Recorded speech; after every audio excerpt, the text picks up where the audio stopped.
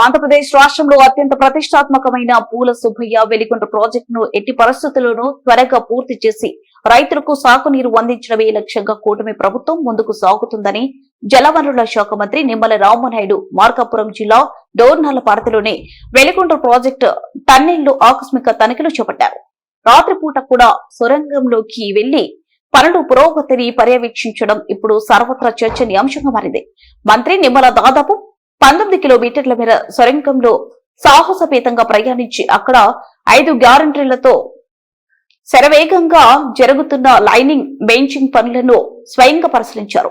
Tunnel లోపల విధులు నిర్వహిస్తున్న కార్మికులను కలిసి వారి యోగక్షేమాలను అడిగి తెలుసుకున్నారు. ఈ తనిఖీలో భాగంగా టన్నెల్ 2లో 12 కిలోమీటర్ల దగ్గర గత కొంతకాలంగా చిక్కుకుపోయిన టీబీఎం మిషన్ దగ్గరకు ఆయన వెళ్లి పరిశీలించారు. గత వైఎస్ఆర్సీపీ ప్రభుత్వంపై మంత్రి నిమ్మల తీవ్ర స్థాయిలో విరుచుకుపడ్డారు. గత ప్రభుత్వం ఈ టీబీఎం యంత్రాన్ని తొలగించడానికి ఎలాంటి ప్రయత్నం చేయలేదని మండిపడ్డారు. ఈ మిషన్ తొలగించకపోతే చుక్క నీరు కూడా టన్నెల్ నుంచి బయటికి రావడం అసాధ్యమన్నారు.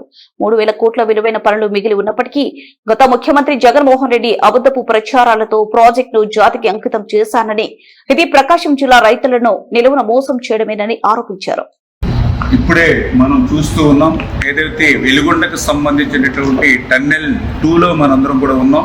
ఈ టన్నెల్ 2లో కూడా చాలా క్లిష్టమైనటువంటి వర్క్ ఇప్పుడే మనం నడుచుకుంటూ వస్తూ ఉంటే ఈ 30 మీటర్లోనే 3 చోట్ల కొలాప్స్ అయి కింద పడినటువంటి ఏదైతే రాక్స్ ను కూడా మనం చూస్తూ ఉన్నాం.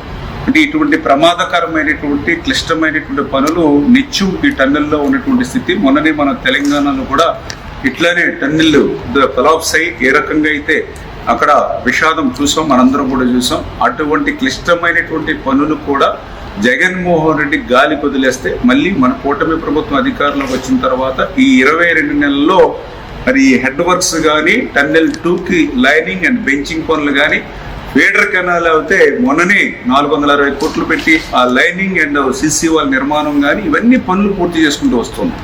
ఈ పనులన్నీ ఒక ఎత్తు, ఈ టన్నెల్ 2లో ఇప్పుడు మనం చూసేటువంటి చిక్కుబడిపోయినటువంటి టన్నెల్ బోరింగ్ మెషిన్ ఒక ఎత్తు.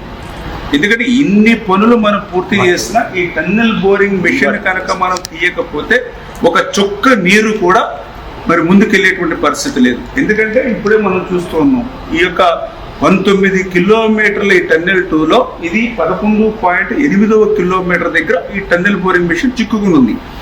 ఈ టన్నెల్ బోరింగ్ మెషిన్ ఇప్పుడే మీరు చూస్తూ ఉన్నారు, ఏదైతే మరి 175 మీటర్ల పొడవు ఉంది. ఏదో ఒక 10 మీటర్ల 5 మీటర్లు కాదు, 175 మీటర్ల లెంగ్త్ పొడవు ఉంది ఆ చివరి వరకు. ఈ 175 మీటర్ల పొడవు ఉన్నటువంటి ఈ టీబీఎం వ్యాసం మీరు చూస్తే ఇది మొత్తం 9.8 మీటర్ వ్యాసం. అంటే ఏదైతే మొత్తం సొరంగం ఏదైతే టన్నెల్ ఉందో మొత్తం ఎక్కడ కూడా ఒక 1 ఇంచ్ కూడా ఖాళీ లేకుండా అది క్లోజ్ చేస్తుంది. అంటే టన్నెల్ బోరింగ్ మెషిన్ ని మనం వెలికి తీస్తేనే మనం ఈ యొక్క వెలిగొండ నుంచి నీరు ముందుకు తీసుకెళ్తాం.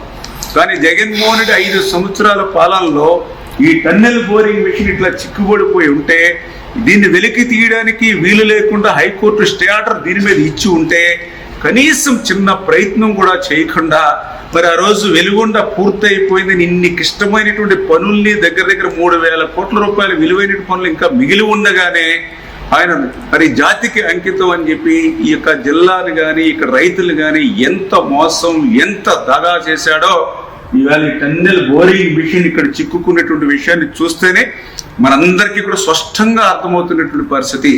కానీ ఈరోజు ఈ కూటమి ప్రభుత్వం వచ్చిన తర్వాత ఈ 22 నెలల్లో ఈ యొక్క 1,000 కోట్ల రూపాయల పనులు ముందుకు తీసుకెళ్లడమే కాదు, 5 సంవత్సరాల్లో పరిష్కారం కానిటువంటి ఈ టన్నెల్ బోరింగ్ మిషన్ ఏదైతే హైకోర్టులో స్టే ఉందో చంద్రబాబు నాయుడు గారు సైతం ఆయన అడ్వకేట్ జనరల్ గారితో మాట్లాడి అడ్వకేట్ జనరల్ గారు కూడా స్వయంగా అటెండ్ అయ్యి మరి నిన్ననే ఈ టన్నెల్ బోరింగ్ మిషన్ మీద ఉన్నటువంటి స్టే ఆర్డర్ని మేము వేకౌట్ చేయడం జరిగింది. దానివల్లే ఇప్పుడు ఈ టన్నెల్ బోరింగ్ మిషన్ ని ఇప్పుడు వెలికి తీయడానికి మనకు మార్గం దొరికింది. వాస్తవంగా అయితే ఈ టన్నెల్ బోరింగ్ మెషిన్ కూడా దీన్ని వెలికి తీయడం కూడా చాలా కష్టమైన పని. అందుకనే వాస్తవంగా ఈ టన్నెల్ బోరింగ్ మెషిన్ పని అంతా కూడా పూర్తయిపోయిన తర్వాత లాస్ట్ లో ఇది 175 మీటర్ల పొడవు కాబట్టి అదే 175 మీటర్ల ఎక్స్ట్రా సొరంగం ఒక సైడ్కి తీసి ఆ సొరంగంలోకి ఈ మెషిన్ వెళ్ళిపోయి దాన్ని వాల్ కట్టి క్లోజ్ చేసేస్తారు. అంటే ఒక రకంగా సైడ్కి తీసుకెళ్లి దాన్ని సమాధి చేసేసినట్టుగానే బరెల్ చేసేస్తారు. కానీ ఇది కదిలేటువంటి పరిస్థితి లేదు కాబట్టి ఇప్పుడు దీన్ని డిస్మాండిల్ చేసి బయటకు తీసుకెళ్ళాలి.